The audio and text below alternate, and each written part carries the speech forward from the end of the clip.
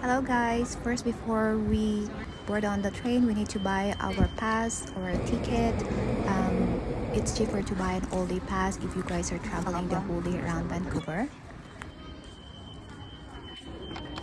Uy, paano to?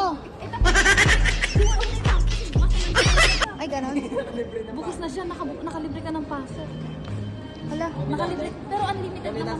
Tatlo kami dati, sunod-sunod kami. Isa lang natin ganun. Pwede yun. So, papapasakay na rin tayo sa train kahit walang card? As long as, ibig Itago sabihin, mo yun nakapasa ka. Kasi bukas siya eh.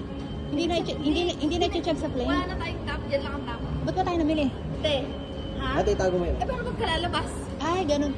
Over the Tapos back. gagamitin din natin mamaya pagpauwi. Gusto ko huli tayo ng pulis. Ay, ganun ba yun? Te, kung itatapon yan ha, Okay. hindi ka makakalabas. Ganon. Tapos mamaya pagpauwi tayo gagamitin. Skytrain experience is similar to LRT and MRT in the Philippines if ever you guys been on that train. It looks like that our train is already here. We're just gonna wait till the door opens so we can board on the train. Just like public transportation train, seats are very limited, so it's more unlikely first come first serve basis. But don't worry guys, because there are grab handles that you can held to be able to feel safe during the travel.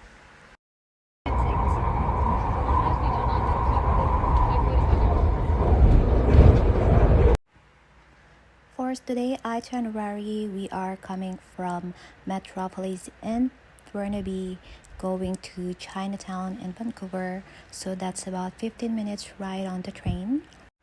Keep in mind that it is important to find the nearest station to your start and end point. Determine which way you want to go before you buy a ticket or pass.